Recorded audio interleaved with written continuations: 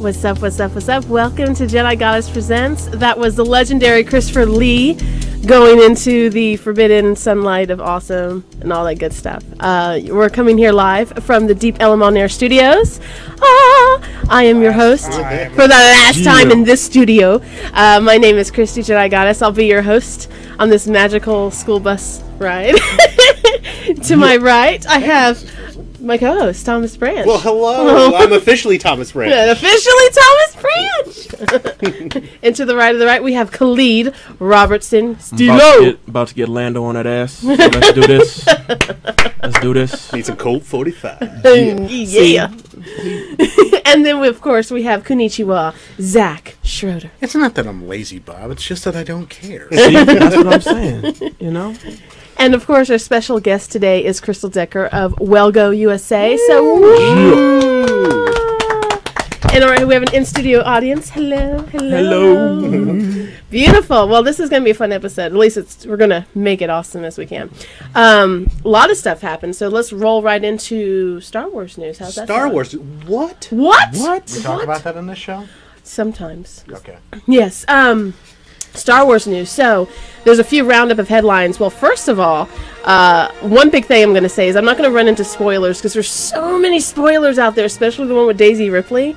And I've told everyone I don't want to know anymore because I want Abrams' vision to fully take me on a journey. Well. So, no, but see what happened show you a new world. This is what happened. Okay. He directed. That's what happened. Abrams directed it. That's what happened. Yeah, it's an action. Yeah, and I mean, with Abrams, we always know that there's always misleading disclaimers out there. Yeah. So we may be led down the rabbit hole, but But Latino Review, them hoes. Okay, no Latino Review because they know everything. But of course, if you want to know everything before you know, go to Latino Review. I'm sure they have it. Well, we know that J.J. Abrams runs around with a microphone and bebops. I mean, we've seen two Star Trek gag reels about that. I like watching the black dude scare everybody on the reaction videos on the YouTube. He freaks everybody out on that one teaser, boy. It's funny. He's like, whoa. Well, I'll say one thing. They found in Mexico, they have the whole Force Awakens action figures, and they have the one C-3PO with the red arm. I'm thinking that's a Photoshop, though, because if you look at it closely and you see the Star Wars logo, you can see right through it where his joint is, and it's still gold. I can see but that. The bottom part's red, but there's nothing different. Like it's exact same arm, but just red. Yeah. So I'm gonna say that's a no. So we're not getting the rusty trombone version. Oh. Doctor. Speaking of Thomas, hi. Wow, nice segue, dude. What are you trying to say? You brought us some really cool posters I actually did. a little while ago. Some Star Wars posters. I know we have images of that, Jansen, if we want to throw those up. And Thomas, I will have you tell us a little bit about them. Awesome. Yeah, I my 9 to 5 job is working at Heritage Auctions. Oh, sweet. We get a lot of cool Star Trek memorabilia and stuff like this. Well, I brought today was 2 alternative pieces of artwork that has different taglines and different Tom Jung artwork. Nice. I've learned that Tom Young, that Star Wars originally wanted Frank Frazetta to do the poster. Oh, yeah. That's interesting. And couldn't do it. So now tell our audience a little bit about Frank Frazetta. Frank Frazetta, best known for Conan. Exactly. Heavy metal. I mean, super muscular. And every people. half-naked chick that everybody draws right now. Exactly. And so Tom Young came in and said, "Okay, I'll do these posters." So that's why Luke Skywalker's a little bit more muscular. It's a little bit more sultry. Beefy.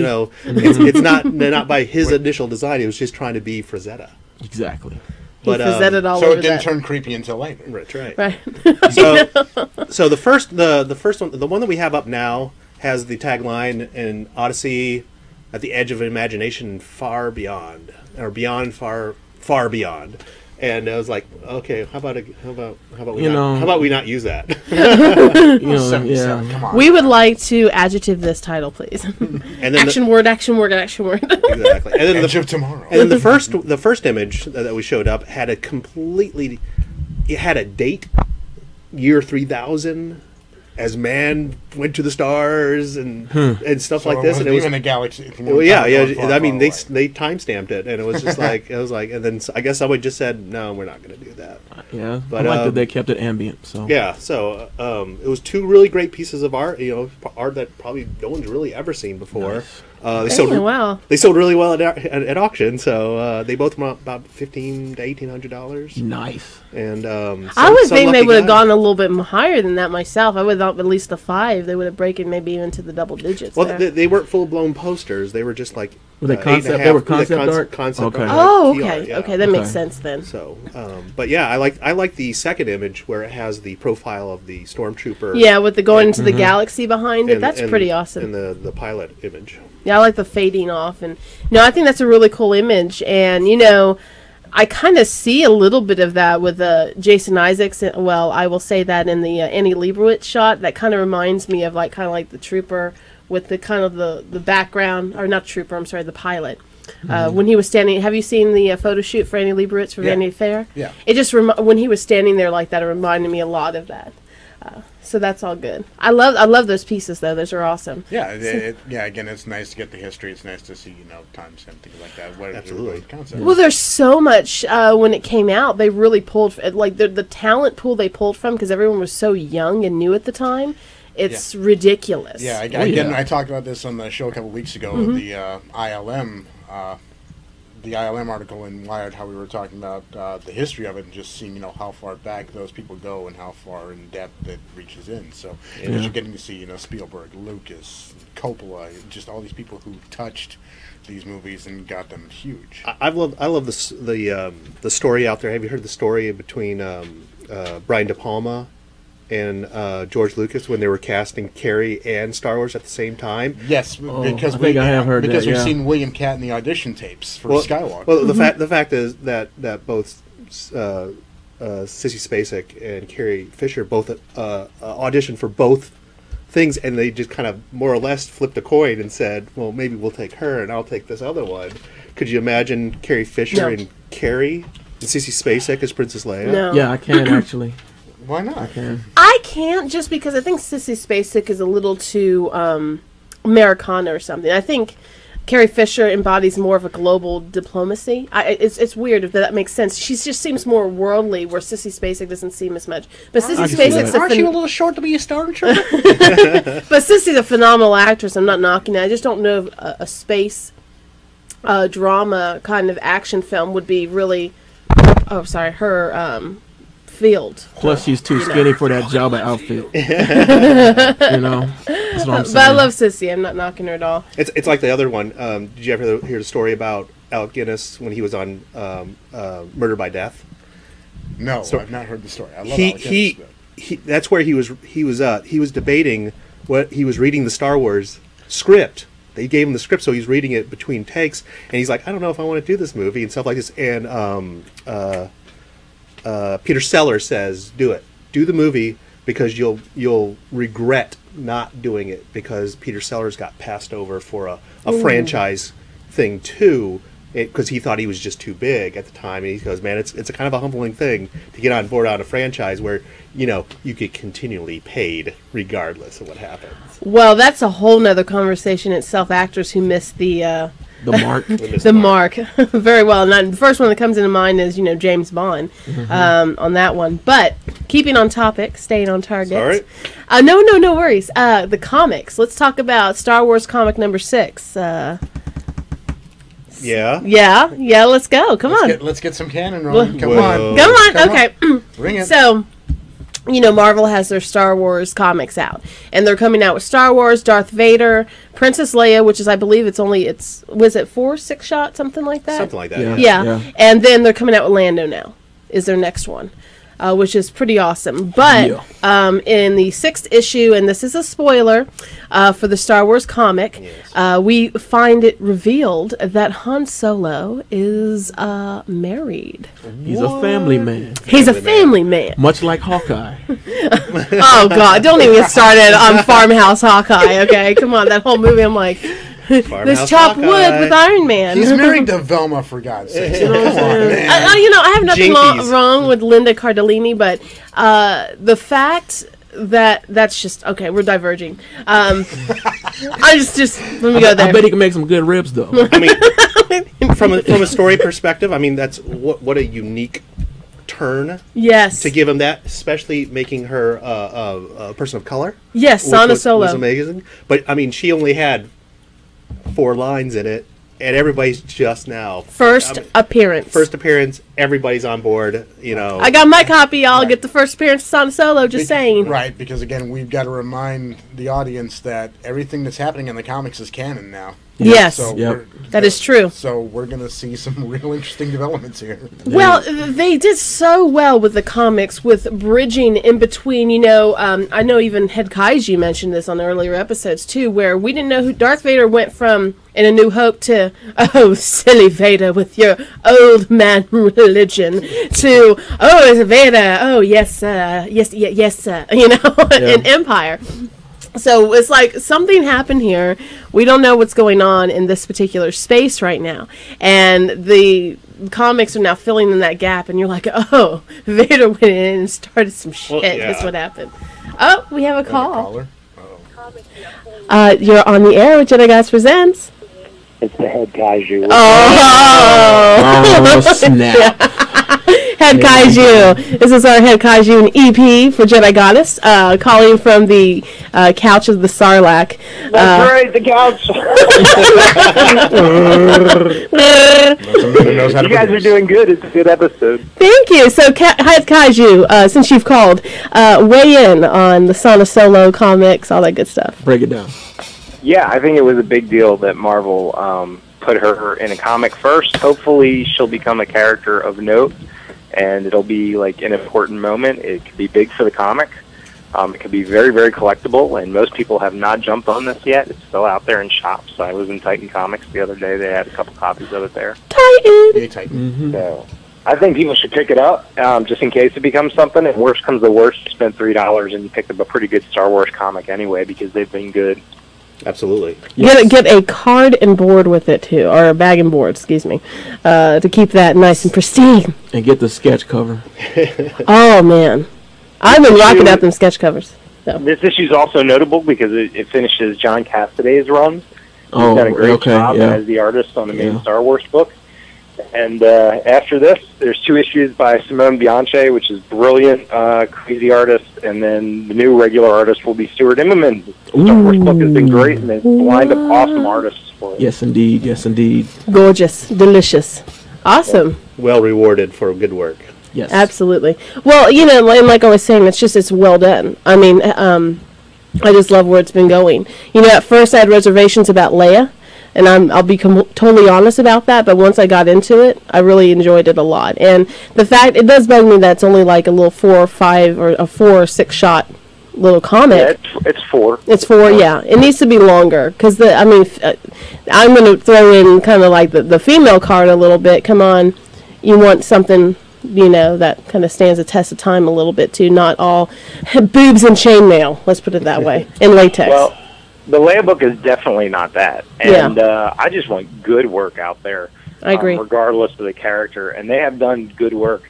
And, you know, the third book that we didn't even talk about that much, but Darth Vader is actually the best one of the whole 3. Mm-hmm. It's by far the best written one, and the artwork is brilliant by Salvador LaRocca. I mean, that is the book that people should be really checking out, because it is doing some cool things in the Star Wars universe. Nice. Love it. Very cool.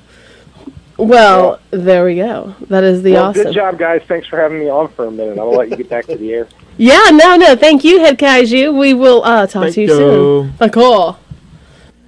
So, dabbling a little bit of knowledge there. But speaking of the comics, too, and I know Thomas and Khalid, have you been following the Secret Wars thing and all that? I wanted to talk a little bit about this. Sporadically. Not as much as I should. But BleedingCool.com came out and said that basically the whole slate of Secret Wars plus their Star Wars books are all going to be delayed, not by 1 week, 2 weeks, but like 3 weeks. I mean, you're displacing a chunk, pretty much the entire Marvel U and the Star Wars universe they just started. This is an incredible amount of books, but this is really challenging too, especially for retailers, because this is going to push off all their money, their market for the month. I mean, if you're anticipating those sales from those issues, you've put that on the books, and now you have to wait a whole nother month pretty much. And it delays the relaunch of the entire Marvel universe, because obviously they don't want to just start firing off titles without having Secret Wars. So you pretty much think this is like a whole big remix happening for like bigger media, like movies and stuff like that? I guess so. Yeah, you can't have issue 2 come out before 1 where this a set character is introduced, and that's what's happening. They're not only delaying that line, but that's pushing back the whole assembly. Right. And did we get our teaser on Comic Book Day with Secret Wars 0? Yeah. So you already know what the all-new Avengers is going to be, which is great, but it spoils you for Miles Morales, and that's it. With like, who else from the Ultimate Universe is going to survive? Yeah. They're doing some crazy stuff right now. Marvel, Disney, when it comes to that, and I think they're kind of shooting themselves in the foot a little bit.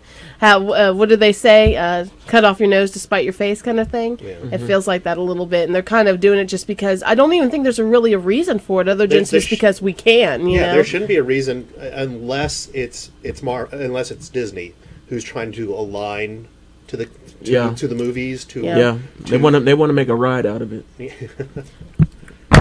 Yeah, maybe slow down the Star Wars books to kind of lead into the movies for the fall. Yeah, something like that. It's just mind-boggling. It just so people like someone like Disney is going to do something like that because they want some kind of linkage between all their marketing and all their product because that's just their way. Toys. That's what their way. So whenever you pick it up, you'll be like, oh, I know that. Merchandising. Yes. Oh, craziness. Well, speaking of, and then we may even delve into that a little bit more, but I wanted to talk about this past weekend. Was it this past weekend? 2 weeks ago. 2 weeks ago, excuse me.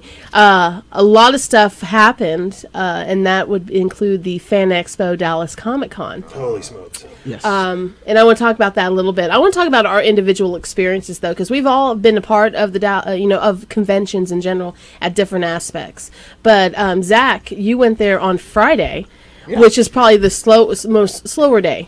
Yeah, I took the train in and I rolled into Comic-Con and I got to actually walk around without being suffocated because, we Dallas Comic-Con has expanded this year. I mean, basically, they took over the entire convention floor, whereas they were only 3/4. Now we're getting huger. Mm-hmm. And the thing is, you're walking in and suddenly you're just hit with everything possible, marketing-wise, comic book-wise. You've got towers of T-shirts. You've got all kinds of things. But the thing is that on Friday, you didn't have as many people, so you're actually getting to approach vendors and things like that, and actually you can take a look at stuff up close. Friday's the new set, Sunday. Right.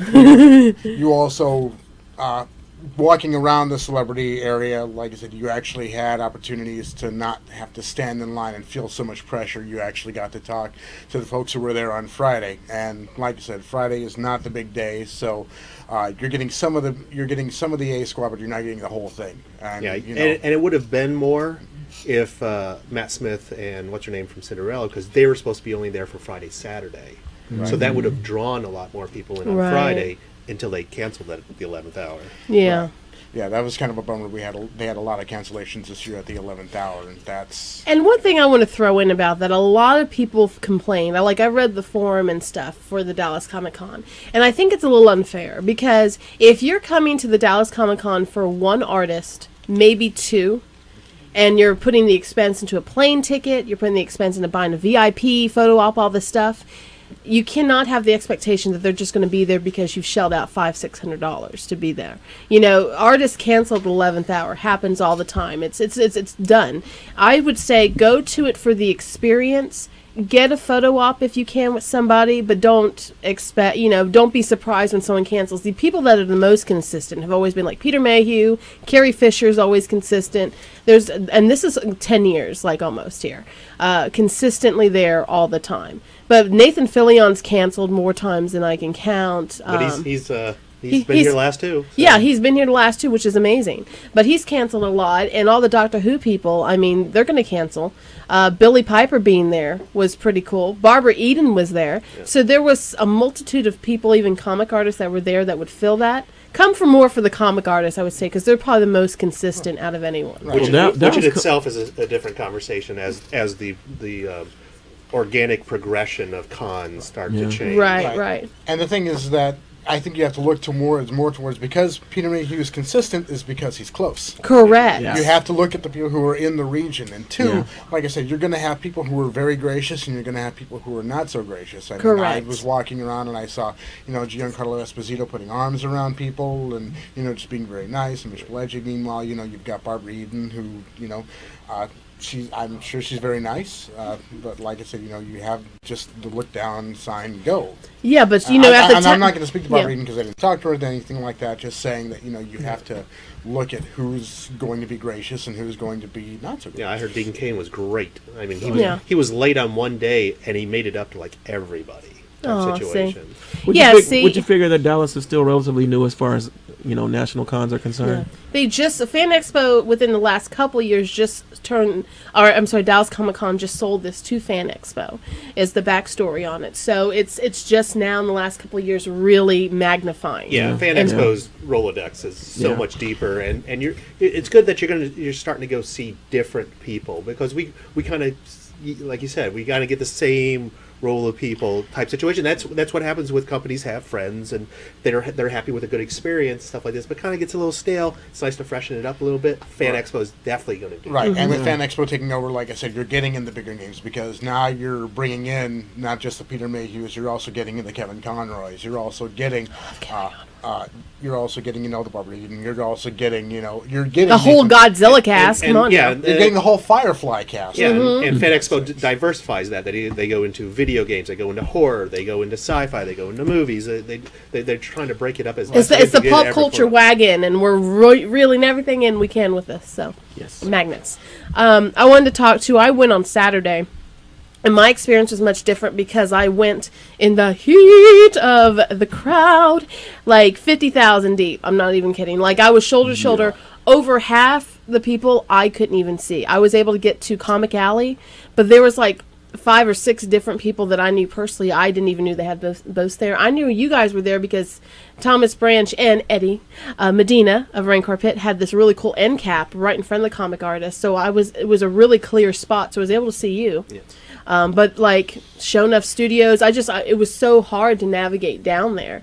I really missed out seeing on a lot of people I loved. So and on Friday the comic book artists were very, very accessible, because the only people who had lines that day were Jimmy Palmiotti and Amanda Conner, who do the Harley Quinn comic. But you had access to James O'Barr. You had access to a lot of folks who were just good people to talk to, and you could have a wonderful conversation with. Care Andrews Saturday, met him, amazing Canadian, but he was great. He drew me. He drew me a little storm, and he drew the head kaiju old man Peter Parker, just right there, quick sketch. I was like, oh my god. Yeah, I was in front of Carrie Andrews and Alex Mavey and Jimmy Chang.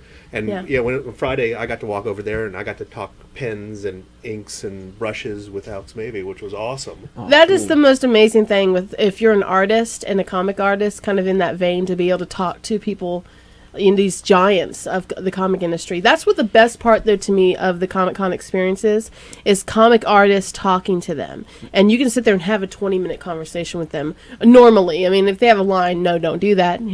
Please be kind to your fellow con people. But I love those kind of experiences. I think my favorite experience is watching Brian Stelfreeze make art there all the time. Yes. Yeah. All the time. And it's like he's always from start to finish doing something. And it's like, and in one day, just kind of like... Inspirations. Why can't I do that? And he's amazing to talk to. Oh, yeah, he's cool. He's yes, cool sir. dude. So we're ready to roll into our videos of what we got? We're going to roll into our videos. Very good. Jansen, I have 2 videos. I actually have 2 videos here. Now, one of them I'll talk about. It's was the after party shindig. And we'll talk about that after we play it as well. So thank you, Devin. Thank you, Devin. Bacon Samurai.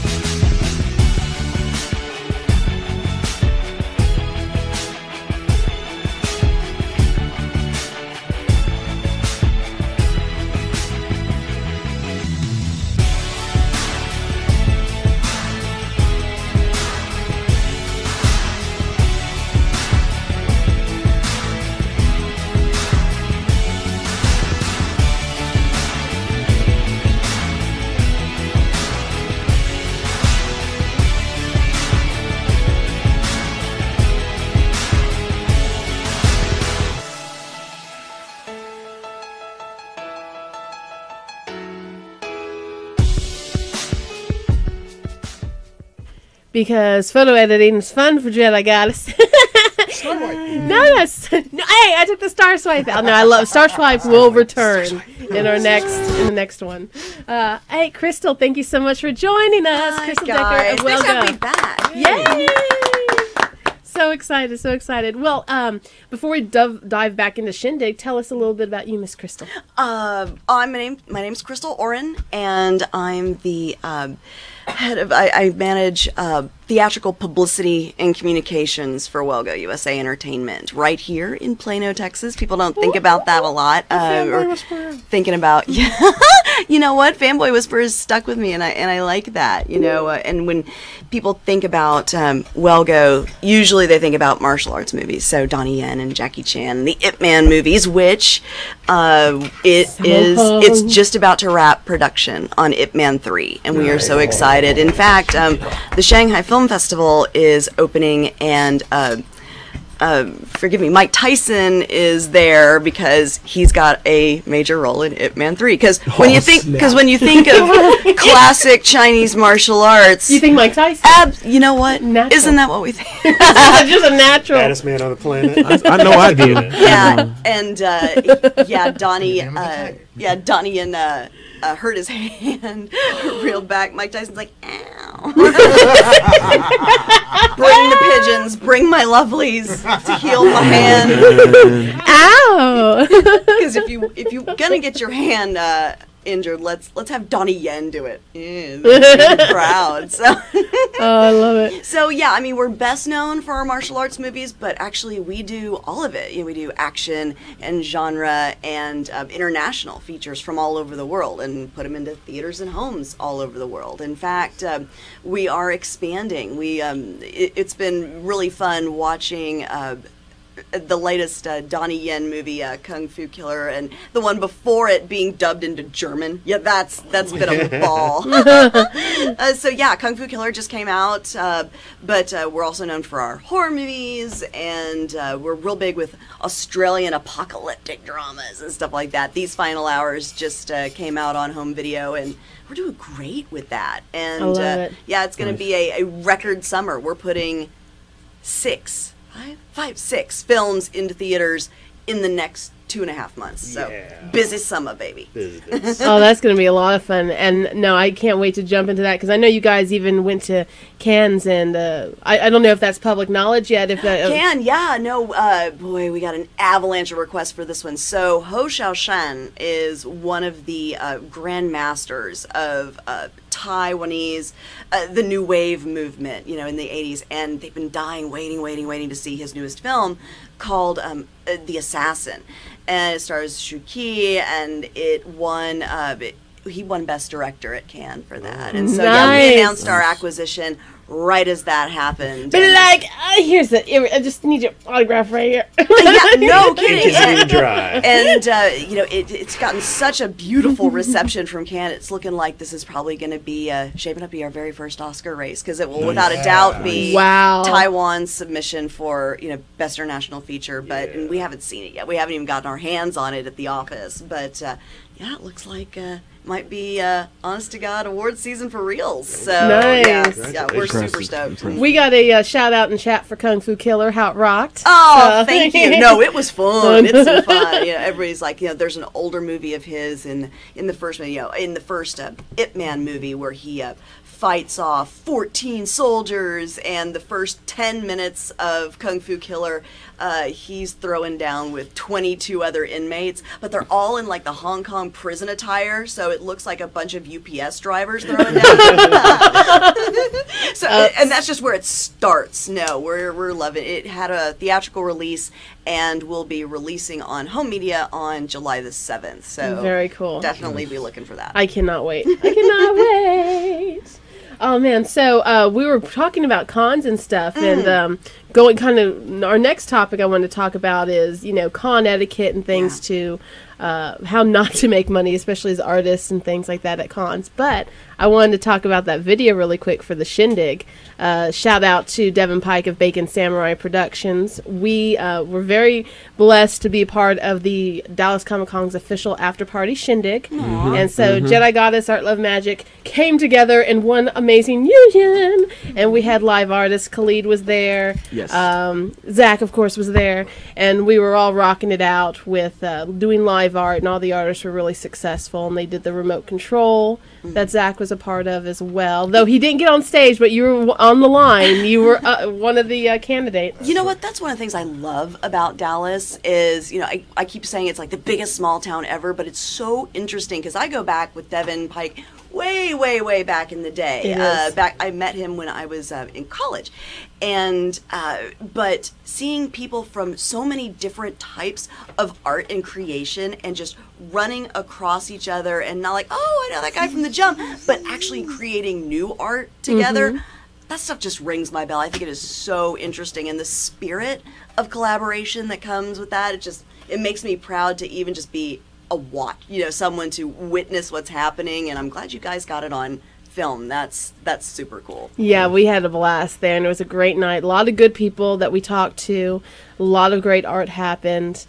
Shout out to all of our artists. And I'm going to do an article on Jedigoddess too to call out everyone as well. I made put that video on there as well. So excited. I'm gonna have to go next year. I was bummed we didn't have anything at the con this year, but have done some in the past, and we are actually going to be at San Diego Comic-Con as a part of Rick Meyers' Kung Fu Extravaganza. And it's like Rick Meyers has been doing this, I think he said 17 years or something like that, but it's just a massive, I want to say 24-hour straight, marathon where he has picked and chosen and curated for his audiences like the best scenes out of the best movies for like the last year or two, and people just come and they camp out. And if you're camping out not in line at Comic-Con or waiting to see, just, to watch a bunch of movies, that is certainly not Comic-Con's major aim.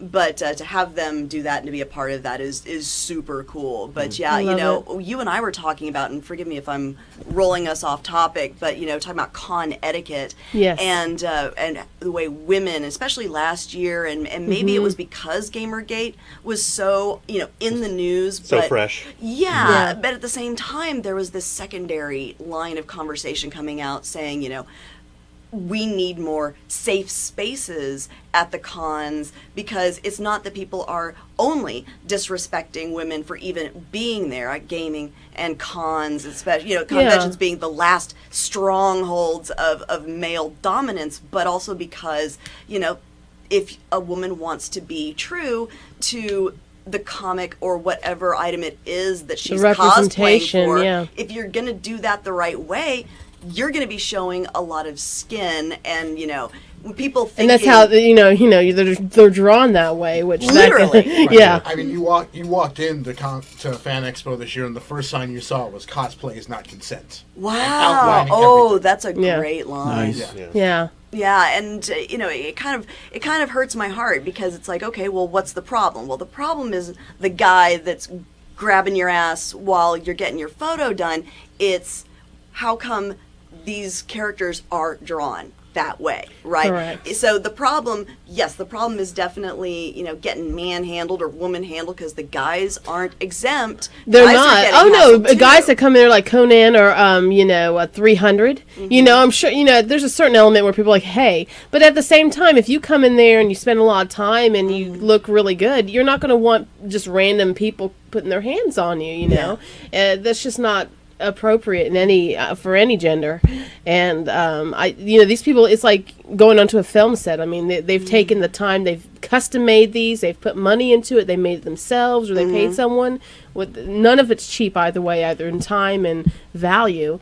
They really wanted to represent something that they connected with, or that really spoke to them as a character. And you kind of, because I haven't cosplayed in a long time, but when you cosplay, it's like having a performance. It's like being on stage. If you're on stage in a serious method performance, it's going to throw you off if someone jumps up on stage. It's going to throw you off if someone throws something on the stage. I mean, it's just going to completely kill it.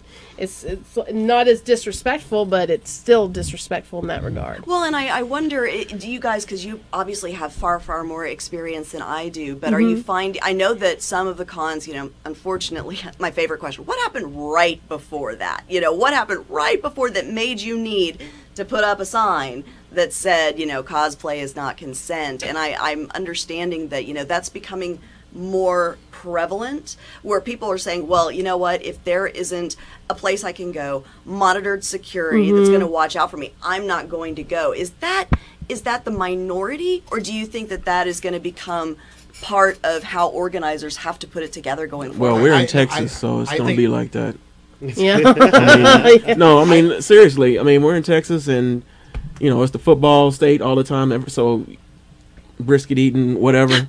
So everybody that's good, you're going to come at it just like you know, you have to have the man mentality. So a lot of times people aren't going to have the same etiquette as they're going to have in other places. Like if you were to go up north to like New York or something like that. And the other thing is that we're, because of the insurance policies, because of everything, everyone is getting so sue happy, and because, like I said, you're getting so much coverage now because it's immediate, because you have the internet and things like that. They're going to have to start putting this stuff standard. They're going to have to start establishing those policies and establishing them up front, so that if anyone violates them, you say, no, it was right here. You knew what it was coming in, and you should have.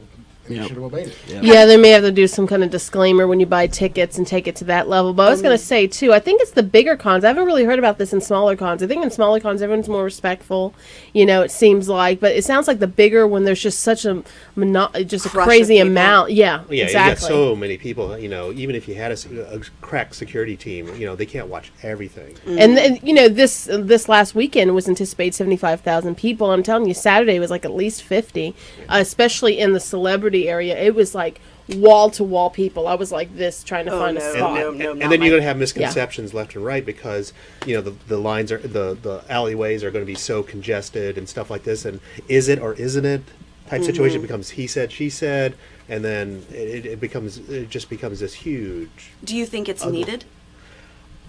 I think just like anything else, you know, it's going to evolve. I believe there are cons that are out there that actually print that on their badges. To remind you that, you know, cosplay is not consent. If these are the places that you got to go to report things. That's good. I think it is needed. It's good, but it is needed. Until it becomes a standard, it's going to be needed. Yeah. True.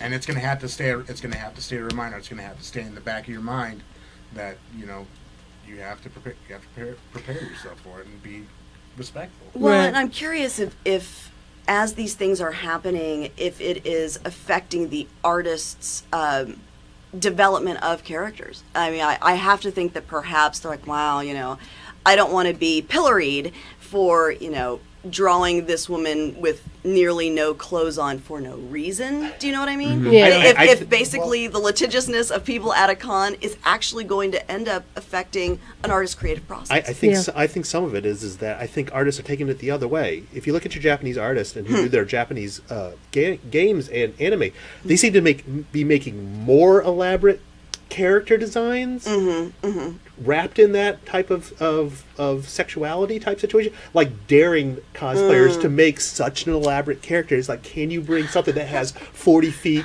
wide wingspans or, you know, crazy lights effects? It's like, it's almost like a dare. No, I get that. You know, it's like, maybe if we make it complicated enough. Sexy Cthulhu. Would you figure that more to be like an American versus a Japan thing, though? Yeah, well, you know, Japanese culture is... Manga has been this way for a very long time. Well, I mean, I think back a couple of months ago, the artist who had the Spider-Woman comic and just how... And Cho did the variant of it, I think. But right. You've got a rise of artists now who are doing these redesigns, who are making them practical, making them, you know, they're covering them up, they're you know, the designs are smarter and are hopefully long-lasting. But, you know, if it doesn't work, then companies are not afraid to just dump it and go back to the regular costume and say, okay, well, we tried, but, you know, we're going to go back to this classic one because that's what everybody knows.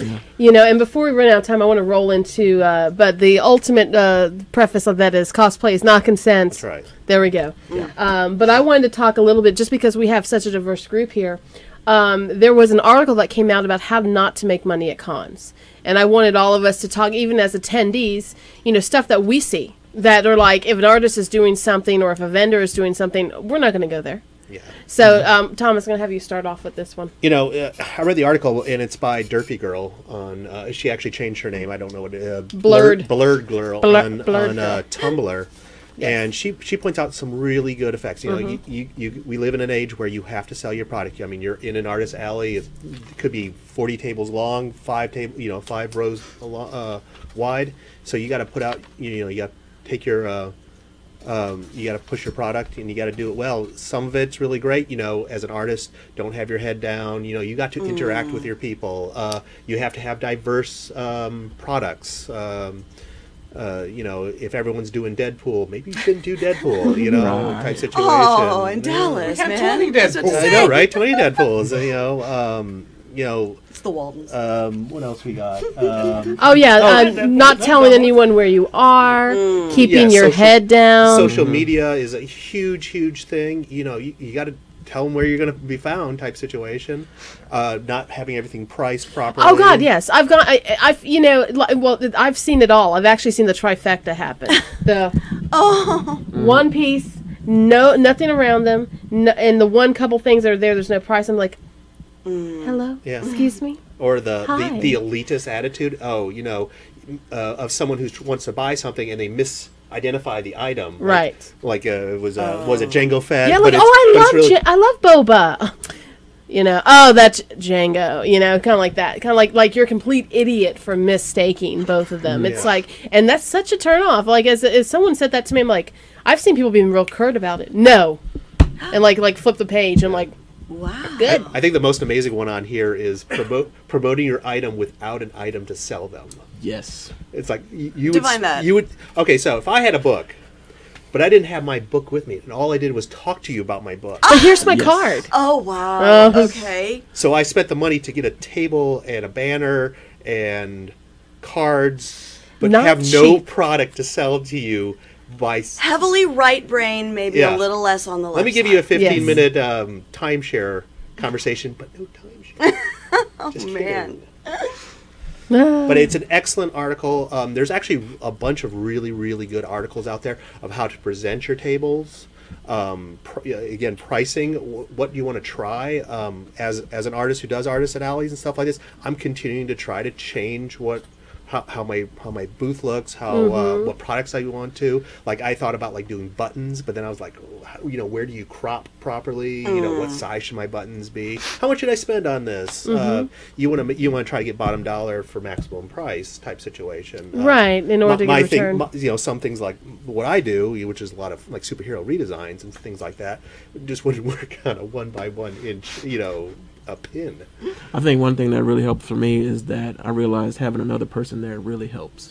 Second person always helps. Having a Always. booth And buddy. not just a second person, an informed second person. Yes. Because Yes. if they can't talk about your product, you really don't want to talk to them.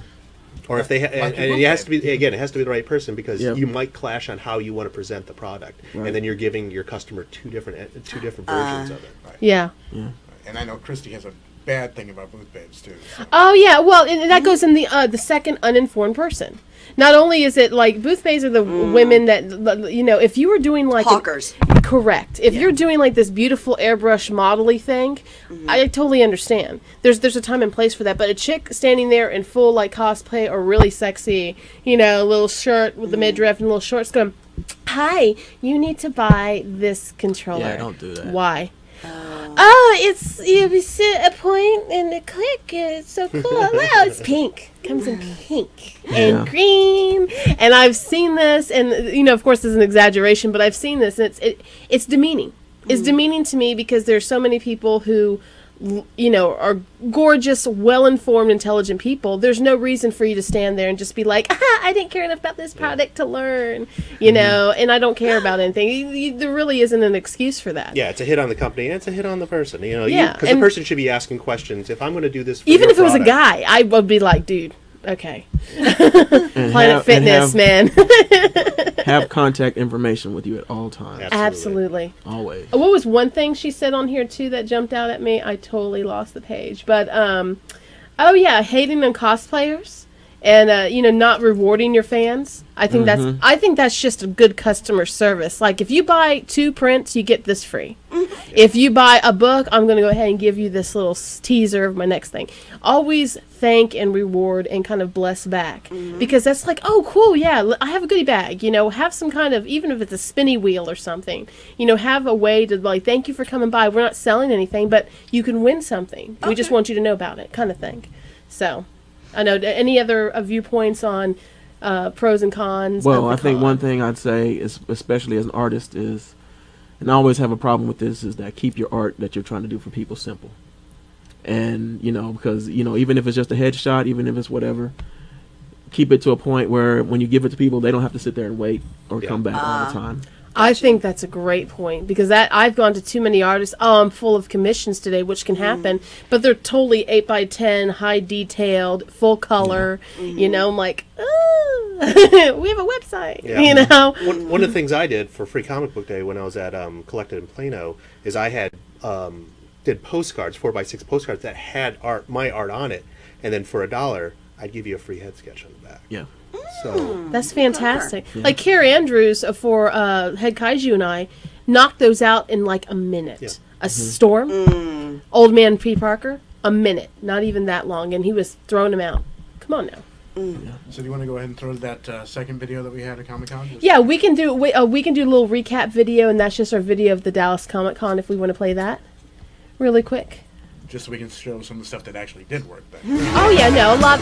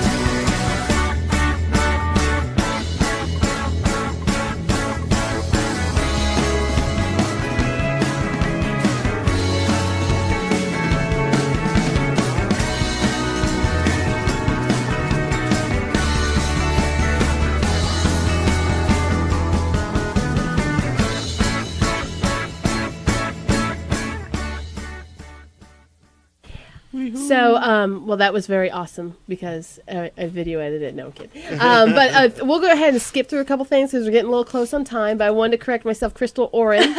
Okay, yeah, no worries. Sorry. And so we're going to talk about 3 names ago. So. I know exactly. I know. So I'm like, oh god, I went. You know. So summer movies. I want to talk a little bit about that and some of the Dallas summer festivals that are coming up a little bit too. For the summer movies part, I want to talk about just pick one movie you've seen recently, part of the summer movies that you liked, didn't like, or so that you're looking forward to if you haven't seen it yet. Thomas, do you have one in mind? Mad Max is going to be my top for the entire. I think that's going to trump everybody. Yep. I think you just put Mad Max and everyone's like, yeah, that's right. Yeah. Mad Max, and then probably my disappointing one would be Avengers 2. But we talked about it last show, so we all know how my opinions are about it. It's just too many expectations that didn't make it. Yes. Well, you saw Love and Mercy, and I did watch Love and Mercy. That movie is amazing. I saw that at Toronto. That was awesome. See my review on Yes. Jedigoddess.com. A beautiful review. An amazing movie about Brian Wilson of the Beach Boys. Solid acting all around. John Cusack was great. He was really good. Really great. It was definitely a movie that worked to his strengths. Yes. And I'm really hoping for good things for this. I hope they get a lot of awards for this. Yeah. Very cool. Mr. Khalid. I have to say my surprise hit for this summer was Tomorrowland. I love Tomorrowland. You know, but it's tanking, man. And it's because it has kind of that John Carter pacing to it, like I was saying before. Yeah. It's very explanatory. Well, not extremely explanatory, but it makes the audience follow it makes the audience try to figure out what's going on at the same time that all this adventure stuff Yeah. is going on. The disadvantage is that you have to think through this movie. Oh, Exactly. that sounds so terrible. Like, what? Apparently, That's all right. We still run into that with our. I don't want to read my movies. Like really, subtitles are your friend. They really, really are. Yes. Mr. Zach. Well, I've got, like I said, I enjoyed Mad Max and Avengers was blah. There are two that I'm actually kind of looking forward to that are kind of under the radar. Okay. I want to see Amy Schumer's Trainwreck because I love Amy Schumer and it's just her comedy coming out in 90 minutes and it looks amazing. And the other one I kind And of Bill Hader's with it. Bill Yeah, Hader. that's gonna be good. And the other one I want to see is The Bronze.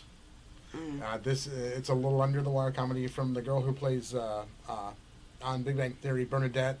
Nice. She stars as a third place medalist who basically stays in her own town and treats It was everyone. the opening night film at Sundance this So year. you got to see it. I actually no, I haven't, but people either loved it or thought it was just filthy and awful. And like I said, if it's going to two extremes, then it's doing its job because if there's Exactly. no reaction, it's not doing what it's supposed to. And yeah, there is a scene on record that it sounds amazing. So Melissa Rauch, like I said, she wrote it. She co-wrote it with her husband. She stars in it, and it sounds like it's going to be promising.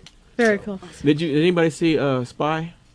I didn't see Spy, but Mario saw it. Who's Mario, who's the chosen one. Oh yeah. And yeah, he gave us a review. I want to see it though, just because it sounds like it's just going to be a straight up lowbrow humor kind of Listen, thing.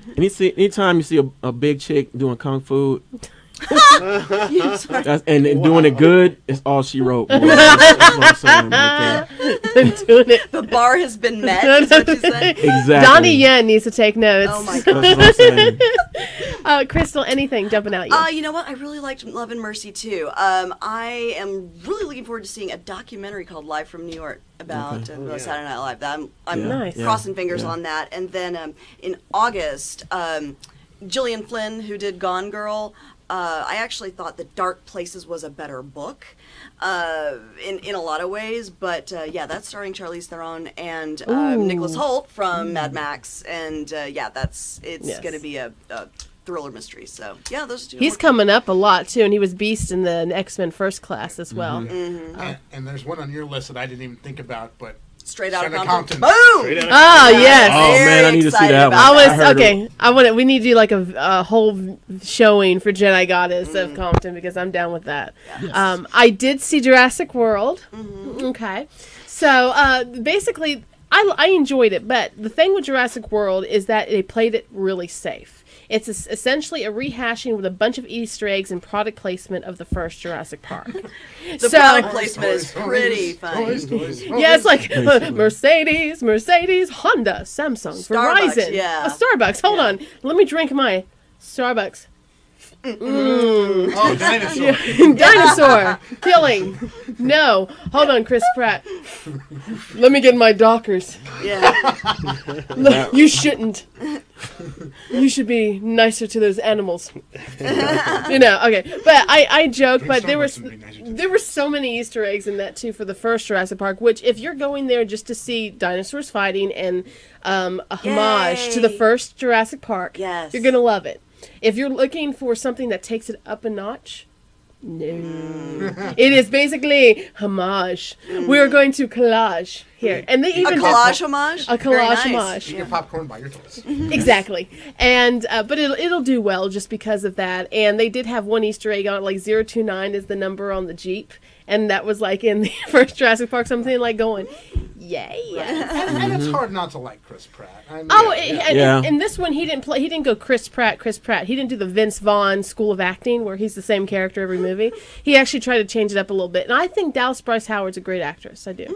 I know some people didn't really connect with her. I just think she's a really good actress, and I just enjoy seeing her on screen. But that's my 2 cents. Well, and I should mention the other movies that are coming out this summer from Welgo. Yes. On July 17th, there's a Korean film called Northern Limit Line. On the 31st is Wild City, Ringo Lamb's newest Wild City, and we are releasing it about Nice. 6 days after its international premiere in Hong Kong, which is going to... Whew, it's always so stressful. In August, we're putting out a movie called Assassination, Love which it. is kind of Cowboys historical murder action movie. It's going to be super great. And 2 others that I can't even mention yet. But that's Secret ones. 5. Yep. So Stay tuned. Busy film. Stay tuned for Crystal return to tell us about them. Movie 1, movie 2. Come Yes. go see it. Exactly. So we are at the 5-minute mark for the rest of the show. I would love to roll into Zach's WTF, and also is a Well Go property That's as Yes, well. indeed. Whenever I get Crystal on, because Crystal and I go way back. Way and- back. and- 1996. I actually did the math. Wow. Yep. Wow! And the thing is Dang. that for my birthday one year, we went to go see David Tell, and she gave me an introduction to Asian horror. And what a great year for movies, too. She Oh gave, my gosh. She gave me Yes. Ichi the Killer, Pulse, and Electric Dragon 80,000 Volts. So, so she was kind of my gateway to Asian horror, and I wanted to pick one from the Walgo. That And you picked the is a best one. title, Gateway to Asian Horror. Just get a Which- T-shirt Yeah. that says that. This one looks fantastic. This is the best horror movie in Welgo's entire catalog. This is Nice. Rigor Mortis from 2013. So a family film. Director Takashi Shimizu of The Grudge and Juno Mack. Jim Mack is his debut film. Yep. The star Directed, You're yeah. gonna have to. I'll apologize for the pronunciation. Suho Chin from Fist of Legend.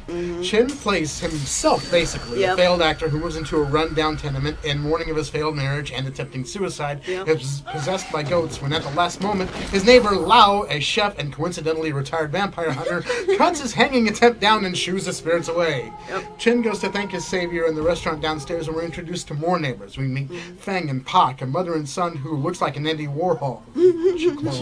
We find out Feng used to live in the apartment that Chin resides in, which was the site of a horrific rape, murder, and suicide, which yields unsettled spirits. Like you do. We're already having fun, right? We also get to meet Auntie May and Uncle Tung. May loses Tung in a stair climbing accident early in the film. May, inconsolable, turns to Gao, a practitioner of black magic, who gives May the instruction on how to bring Tung back. We all know this is the worst idea since Hayden Christensen was re-edited into Return of the Jedi, right? Yep. So May is told to wait 7 days and never take the mask off of Tung's body. Well, guess who feeds the Mogwai a virgin after midnight? But wait, it gets worse. Gao's black magic plan was to have the twin spirits inhabiting Chin's apartment possess the vampire tongue. Wonder Twin powers activate. Oh my god, what is that? Kill it with fire! Oh my god. It falls to Chin and the vampire hunter Lao, who is too old for this shit, to rid the tenement of this unspeakable evil. So why this film? Okay, I hate ghost story movie horror. I do. I don't believe in spooks, so normally these don't do anything for me. But vampire films have gotten too twinkly for me. But this is a stylistically gorgeous film in the vein of Jean-Pierre Jeunet's delicatessen, and it incorporates this moody but really well-paced plot into an Asian extreme horror flick. It's got terrific action. It got what might be traditional horror tropes. If they were ever to Americanize this film, don't touch it. But it makes these tropes look fresh and engaging. It's really beautiful. Audiences at Fantastic Fest in Austin really ate this up when it premiered in 2013, and with good reason. There's also this is also like a Hong Kong version of Wes Craven's New Nightmare, where the stars of this film are reuniting from a 1985 Hong Kong horror comedy series produced by Sammo Hung called Mr. Vampire. I really need to find this film. I'm looking forward to seeing this, because if you find the trailers on YouTube, it's amazing. For Asian extreme neophytes, this is a really lush introduction to the genre, and it's worth the time for anyone who's tired of the same old ghost horror flicks. So find this one on Netflix, find this one on Waldo USA's website, and do check it out. It's well worth the time. Nice. Well, I know what I'm watching on Netflix while it's sunny outside. Before the rain. Wow. Before the rain. Sit inside and pout about it. I man. love it. I love it. You know what? Thank you so much for that. I would love to get a copy of that write-up. I'm like, but wait, it gets worse. It's totally true. This film is gorgeous to look at. It's art house. It is, yeah. You've got monsters of all of the stripes and characters. I mean, there's even a love story in it with older characters. It touches your heart. You know, there's something about a scary, legit horror movie that also makes you cry. This is it's amazing, and I couldn't be prouder of Rigor Mortis. And it won so many awards. I mean, even at just the Hong Kong Film Awards, it was nominated for Best Director, Best Actress, Actor, Best Supporting Actress and Actor, Best Visual Effects. It actually ended up winning Best Supporting Actress in Visual Effects. And Wow. There you for go. people who don't dig on horror, it's a great way to kind of meet both ways. I would not recommend it for kids at all. No, Or for no, people- no, it's an Asian extreme film. no, That's Yeah. or for people who are a little sensitive about gore, because it's violent, and it's violent in all the way. Yeah, there's rape, there's children in peril. I mean, this is a serious movie, but Okay. totally win. Thank you so much. You're welcome. Zach. Well, thank you. And on that note, that is our show today. So, Well Go USA. Thank you, Thanks Crystal for having Orren. us. Zach, thank you. Khalid, Thomas, Yeah, and yeah. check us out, Jedigoddess.com. New revamped website. Yes, and Facebook.com/Jedigoddess Christy, and where we post all kinds of news and fun stuff.